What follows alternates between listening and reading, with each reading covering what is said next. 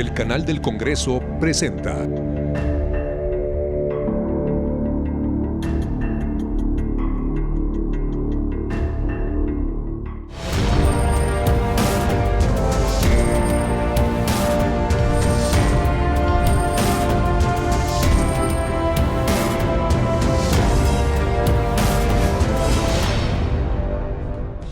Es un honor darles la bienvenida a Cámara Alta. Uno de los principales pendientes en nuestra sociedad es el acceso a la justicia y el combate a la impunidad. Por ello, en un acto inédito, se legisló una reforma al Poder Judicial en la que han participado los tres poderes de la Unión. A continuación, un resumen de cómo se ha desarrollado el proceso legislativo hasta la aprobación reciente de las leyes secundarias que arropan esta reforma, cuyos ejes principales son el combate a los privilegios, a la corrupción, al nepotismo y al acoso sexual en el Poder Judicial de la Federación. Durante la sesión en la cual se aprobó la reforma al Poder Judicial a finales de 2020, se advirtieron algunos desaciertos, pero se concedió el beneficio de enmendarlos durante la discusión de las leyes reglamentarias.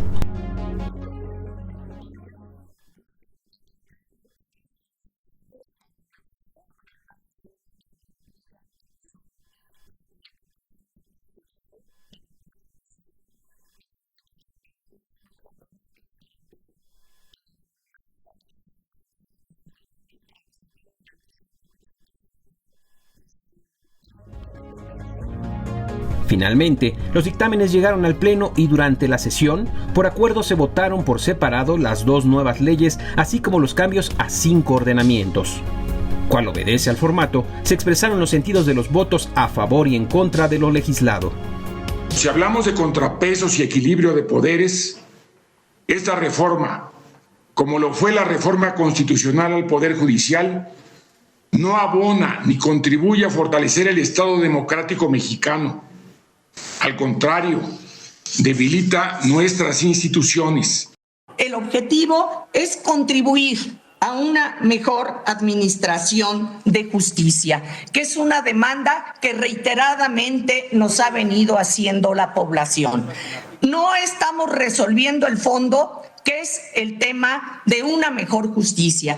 Hasta ahorita, y qué bueno porque es un avance, tenemos la estructura, organización y funcionamiento del Poder Judicial conforme el propio poder en su autonomía lo ha venido solicitando y buscando la protección de jueces y de magistrados. La sesión seguía su curso hasta que se presentó y votó una adhesión que amplía los encargos del presidente de la Suprema Corte de Justicia, así como consejeros y consejeras de la Judicatura. Entonces, la sesión se encendió alertando un supuesto atropello al proceso legislativo. En nombre del Grupo Parlamentario del PRI quiero dejar de manifiesto nuestro mayor y más profundo rechazo a este procedimiento. El fondo del asunto no es el procedimiento legislativo. El fondo del asunto es el agandalle. Es el poner más años de los que les toca a personas que tienen que elegir este Senado con 2/3 partes. La experiencia y prudencia del coordinador de la Junta de Coordinación Política hizo que el debate regresara a buen nivel y una vez que los ánimos se calmaron, la sesión retomó su curso hasta sumar 6 horas y 40 minutos. ¿Cómo pueden decirse sorprendidos quienes votaron en favor? 85 votos, a los 85 los engañaron, a las 85 las engañaron. Pues ¿qué están haciendo? Somos Cámara de origen. En la Cámara de Diputados, que es la Cámara de Revisión, que actúa como Cámara Revisora, pueden enmendar, pueden corregir, si ellos lo estiman pertinente y por mayoría, eliminar esta reserva que se ha aprobado. Si tomamos por válido el argumento de que un transitorio en una ley secundaria con mayoría simple puede cambiar el tiempo máximo que la Constitución dice que una persona puede durar en el cargo, mañana entonces un transitorio le puede ampliar el tiempo que dure el presidente de la República actual. Como se dice, no hay que hacer cosas buenas que parezcan malas.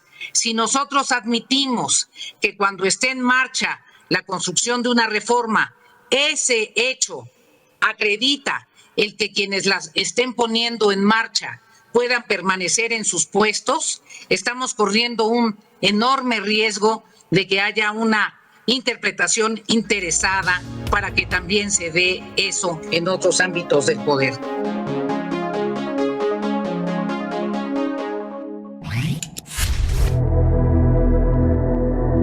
Aunque en la actualidad mucha gente está interesada en la emocionante tarea de explorar y algún día colonizar Marte, el planeta Tierra sigue siendo nuestro único hogar. Por ello, cada 22 de abril se celebra el Día Internacional de la Madre Tierra, una fecha para recordarnos de qué tamaño son los problemas ambientales causados por el hombre, tales como los incendios en Australia, la contaminación de los mares, el deshielo de los polos y la extinción de especies tan importantes para la vida como las abejas. Tan solo en los últimos 35 años hemos perdido 1/3 de la vida silvestre global.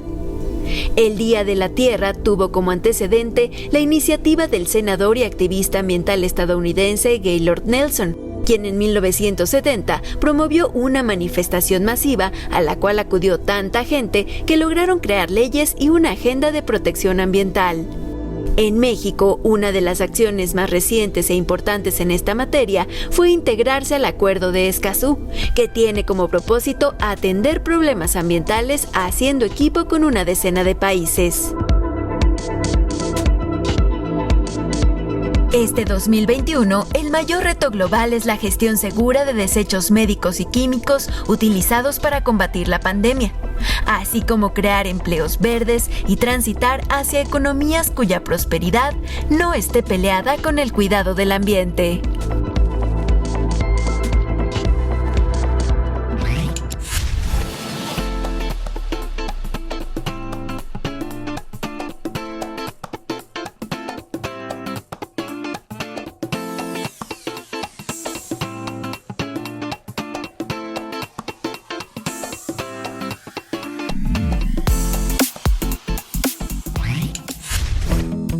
¿Los animales tienen derechos? La respuesta es sí. En 1978 se proclamó la Declaración Universal de los Derechos de los Animales. Consta de 14 artículos, entre los cuales destaca el derecho a la libertad, el derecho a que no se les cause dolor, derecho a los cuidados y a la preservación de su hábitat. Esta declaración fue aprobada por la Organización de Naciones Unidas y la propia UNESCO, de la cual México forma parte.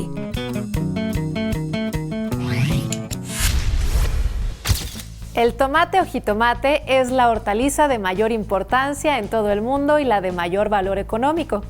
México se encuentra entre los 10 primeros productores de jitomate con un promedio de 3,5 millones de toneladas anuales, de las cuales vende al mundo la mitad y con ello se convierte en el exportador mundial número 1.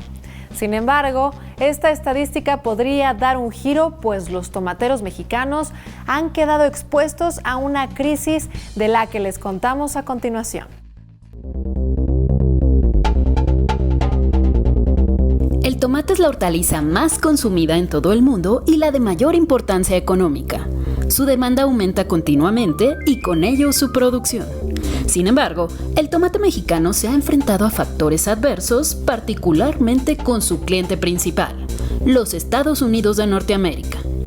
En 2019, durante la administración de Donald Trump, se llegó a un acuerdo de eliminar el arancel de 17.56% a cambio de que el 92% de los cargamentos de tomate mexicano enviados a Estados Unidos fueran revisados en las aduanas a fin de verificar la calidad del producto. Esta medida ha entorpecido los envíos a territorio estadounidense, pues ha hecho demasiado lentos los procesos de entrada y la vida de anaquel del producto se ha visto afectada. Además, muchos productores se han visto orillados a tirar su cosecha debido a que los precios en el mercado están muy por debajo de los costos de producción. No es posible la situación que están viviendo los productores que no encuentran compradores a buen precio. Si bien una parte se puede vender a la industria, para la elaboración de derivados de este producto son pocas las posibilidades. Para revisar este tema, el sector tomatero mexicano se ha propuesto buscar reuniones con la administración del presidente Joe Biden a fin de agilizar los procesos de exportación. Cabe destacar que el 90% de los tomates que México exporta se envían a Estados Unidos, un promedio de 1.8 millones de toneladas, donde Sinaloa es el principal estado líder en producción y exportación. Debido a la importancia de este sector, el Senado de la República pidió a las Secretarías de Economía y de Agricultura y Desarrollo Rural, así como a la Cámara de Diputados, realizar mesas de trabajo con representantes de los productores de tomate para buscar alternativas viables a las barreras que enfrentan. Por eso es de suma importancia llevar a cabo el diálogo para generar certeza en la actividad, asegurarla y evitar estas situaciones. El principal objetivo es trazar una estrategia común en defensa de los productores de tomate, quienes han quedado expuestos ante una crisis generada por el comportamiento atípico del mercado interno y externo de este producto.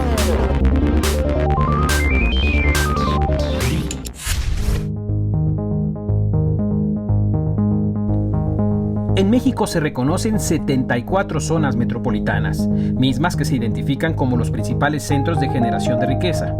Según el Instituto Mexicano para la Competitividad, dichas zonas participan con el 76% del Producto Interno Bruto Nacional. De ahí la importancia de contar en la Cámara Alta con una Comisión de Zonas Metropolitanas y Movilidad, cuyo objetivo consiste en promover la coordinación metropolitana entre las instituciones mediante la administración fluida y eficiente de los recursos públicos a fin de desarrollar una movilidad sustentable que incluya servicios de transporte y brinde calidad de vida a la ciudadanía. La Comisión de Zonas Metropolitanas es presidida por la senadora Patricia Mercado y en la secretaría la acompañan los senadores Primo Doté Mata y Emilio Álvarez y Casa. Conoce al resto de los integrantes de la comisión encargada de promover los derechos y la participación ciudadana de quienes habitan las zonas metropolitanas del país.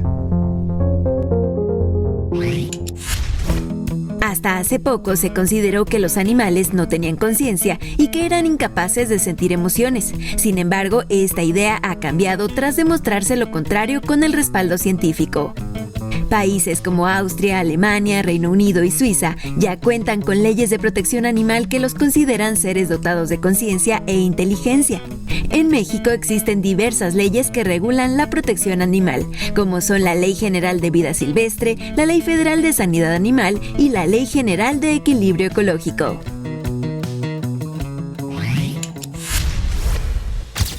El Nobel de Literatura, Camilo José Cela, acuñó la frase: "La muerte es dulce, pero su antesala cruel".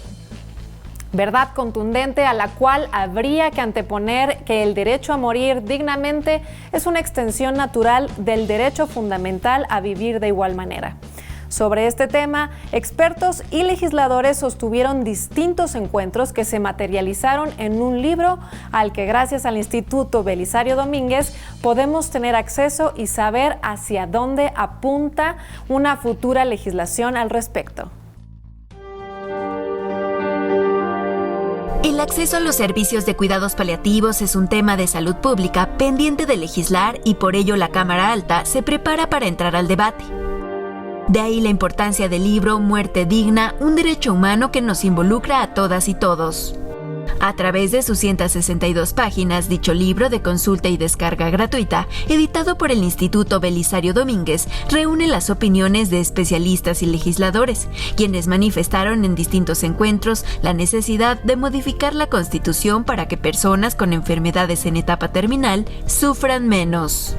Agradezco al senador Mancera por sumarnos a un esfuerzo que lleva a cabo desde hace varios años, primero como jefe de gobierno de la Ciudad de México, en donde consiguió que la Constitución de la ciudad reconociera el derecho a la muerte digna y a los cuidados paliativos. Y ahora como senador destaco que este evento es parte de una colaboración más amplia que incluye los foros sobre este tema y el de cuidados paliativos pediátricos realizado hace apenas unos meses. Ahí en el instituto se desarrollaron estas intervenciones de expertos y de expertas. Es donde se pudieron conocer de viva voz muchos de los temas que no teníamos claros, que no teníamos con precisión desarrollados. Como aquí se ha dicho, no era un tema sencillo, incluso un tema que generaba una visión que pudiera estar en la frontera con la eutanasia y pudiera involucrar todavía un debate ético-jurídico mucho más profundo. Lo que se propone en este caso es una ley de muerte digna, específicamente una reforma al párrafo 4 del artículo 4 de la Constitución, a fin de incorporar los cuidados paliativos para pacientes terminales. Dicha ley no es eutanasia ni voluntad anticipada. Un cuidado paliativo tiene como propósito suavizar o atenuar el dolor de un enfermo, a través de terapias médicas o por especialistas en diversos ramos. Se deben abordar todos los síntomas, los emocionales, los socioeconómicos, los espirituales, y en este caso no solamente al paciente y a la familia, sino también al personal de salud que día con día atiende a este tipo de pacientes. Según la Organización Mundial de la Salud, anualmente 40 millones de personas necesitan cuidados paliativos, pero solo 14% de ellos los reciben. De ahí la propuesta del Senado, que ya fue turnada a la Cámara de Diputados y que busca asegurar el acceso a los servicios de cuidados paliativos a la población que lo requiera, sin distinción alguna. Este libro es por demás relevante, pues nos ofrece respuestas sobre financiamiento, modelos de atención, acceso a medicamentos. Una prioridad en la tarea de legislar es reconocer derechos de acuerdo a valores éticos. Y justamente uno de estos valores es el de evitar un sufrimiento innecesario, haciéndonos cargo de construir un entorno de dignidad cuando la muerte nos alcance.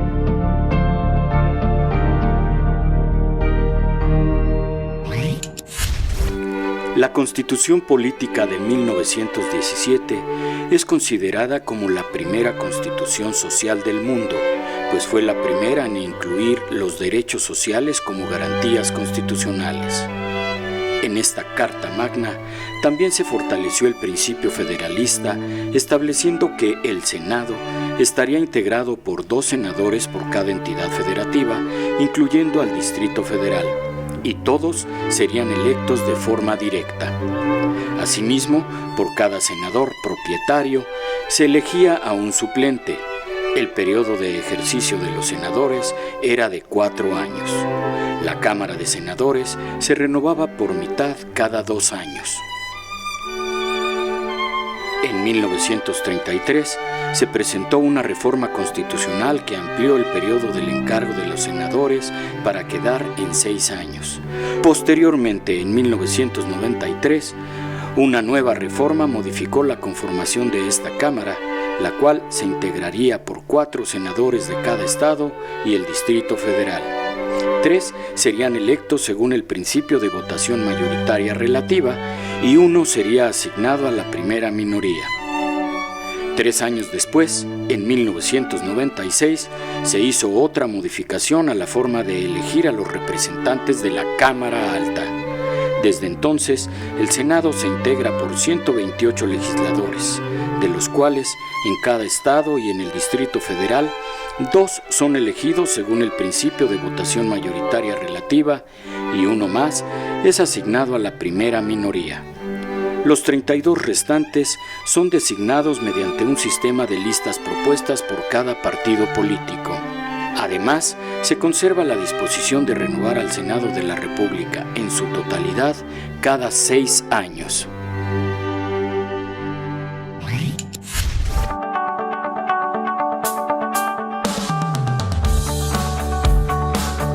El senador José Antonio Álvarez Lima considera que uno de sus mayores logros políticos en 79 años de vida es que, siendo gobernador de Tlaxcala, tuvo la oportunidad de abogar directamente por los derechos de los migrantes mexicanos con el entonces presidente de Estados Unidos Bill Clinton y su esposa Hillary durante una visita de la pareja a Tlaxcala. Pero para saber cómo llegó a ese momento cumbre ante el mandatario norteamericano, hay que remontarnos a los momentos clave de su biografía. Con apenas 15 años, José Antonio Álvarez tuvo que dejar a Pisaco, a sus mejores amigos de la escuela y a la vida en familia, particularmente al trabajo en la tienda de sus padres, donde como buen hijo de comerciantes aprendió a negociar. Álvarez Lima no solo fue estudiante de Ciencias Políticas en la UNAM, sino que se convirtió en docente de la máxima casa de estudios en varias facultades y otras universidades. Su primer puesto como servidor público fue el de subdirector de Acción Social de la UNAM. Luego sería diplomático en Colombia, diputado, gobernador y embajador en Portugal.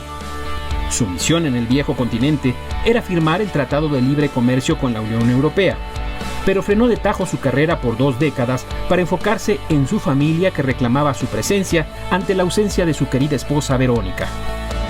Ajeno a tener redes sociales, pero no la gestión de medios públicos, de marzo de 2019 y hasta noviembre de 2020, José Antonio Álvarez Lima fue director de Canal 11, y vaya que le cambió el rostro a la televisora pública del Instituto Politécnico Nacional. Durante este periodo, solicitó licencia al Senado como representante de Tlaxcala, pero regresó antes de lo planeado a raíz de la sensible muerte por COVID de su suplente, Joel Molina Ramírez. Como dice el filósofo, yo soy yo y mi circunstancia. Así que esta nos trajo de vuelta al senador a su curul, donde lleva a la práctica eso en lo que es todo un maestro, la ciencia política. Ahora volvamos a ese momento cuando el entonces gobernador de Tlaxcala se plantó frente al mandatario más poderoso del planeta y exigió un trato digno para sus paisanos y compatriotas del otro lado de la frontera. De ahí la importancia de conocer y aplicar en el momento justo la ciencia política. Senador José Antonio Álvarez Lima.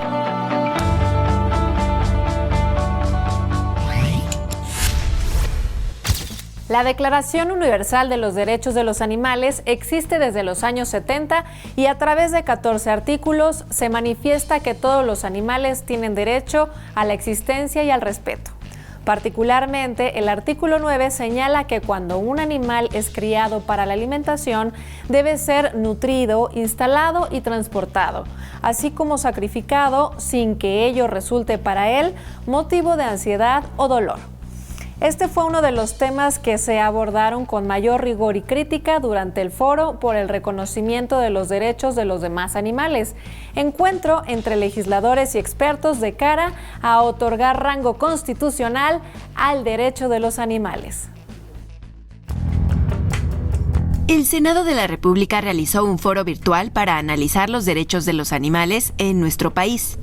Dicho encuentro, un punto de partida para crear y modificar leyes, fue considerado positivo por activistas. De entrada lo considero positivo porque ya es hablar del tema, ¿no? Ya es un avance, es un concepto muy nuevo. O sea, estamos hablando de otorgarle derechos a los animales. Digamos que estas nociones de derechos para los animales a veces, bueno, van insertadas en esta materia sobre derecho ambiental. Realmente hoy el Código Civil los considera objetos, bienes muebles o inmuebles, y ahí empieza una confrontación de un pensamiento filosófico con un pensamiento filosófico jurídico. Entre las ideas que emergieron en la charla está que el ser humano continúa considerándose superior a los animales. Porque si bien hace siglos que superamos el geocentrismo y el heliocentrismo, todavía lo que nos mantiene sumidos en la desesperación es el supremacismo. But at the end of the day, I mean, it's okay. We do it for the humans, right? They're far superior to us animals. They've even been to space. La explotación y el comercio de animales en sitios como los mercados son causantes de amenazas como la actual pandemia por coronavirus. No lo decimos los activistas, no lo decimos nosotros. Lo dice el Programa de Naciones Unidas del Medio Ambiente y la Organización Mundial de la Salud. El 75% de las enfermedades infectocontagiosas son zoonóticas. O sea, este tema de la pandemia, y lo acaba de confirmar la Organización Mundial de la Salud y todo un panel de científicos, bueno, salió del pangolín, precisamente del tráfico de especies. Salió de un animal que lo estás manipulando, ese virus mutó y pasa a nosotros. Pero los virus son una de tantas razones para replantear la relación humana con los animales, a quienes todavía se suele considerar como pertenencias. Aquí el gran reto es darles derechos a los animales como se les dio a los esclavos que eran cosificados. No son objetos, ¿no? Que están enteramente son objetos o para mi gusto, mi satisfacción, y también dejar de diferenciar entre el perro y el cerdo o el lagarto. Hay un libro muy famoso de ¿por qué te comes a unos y no te comes a otros?, ¿no? Contar con una Declaración Universal de los Derechos de los Animales y tratar bien a nuestras mascotas no es suficiente. En México, tan solo 29 códigos penales estatales sancionan el maltrato animal. Sin embargo, pareciera que el legislador estuvo pensando solo en perros y gatos, pues el resto de las especies no es contemplado. En Ciudad de México, en 2019, solo se llevaron a juicio 16 casos por el delito de maltrato animal y solamente se dictaron 3 sentencias. Podemos seguir discutiendo y que queremos todos los derechos para los animales, pero los poquitos que hoy ya tienen en las leyes es en donde también debemos enfocarnos en saber si se cumplen o no se cumplen.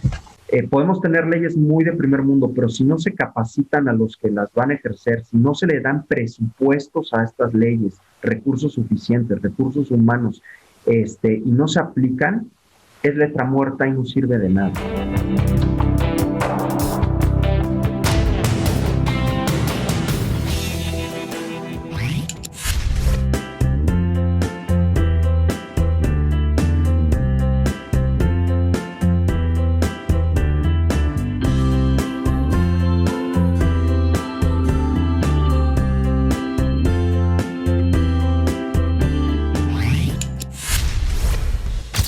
Así llegamos al final de esta emisión, pero queda abierta la invitación para que nos acompañen a nuestro próximo programa de Cámara Alta.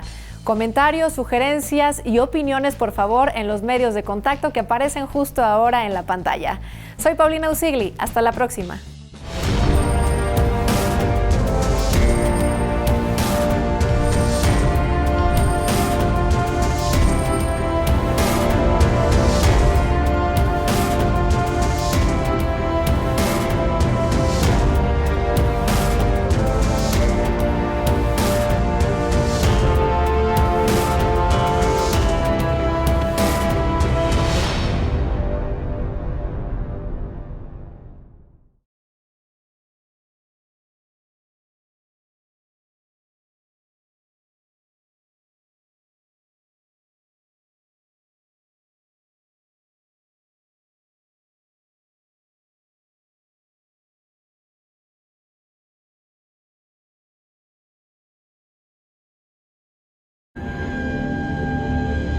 El canal del Congreso presentó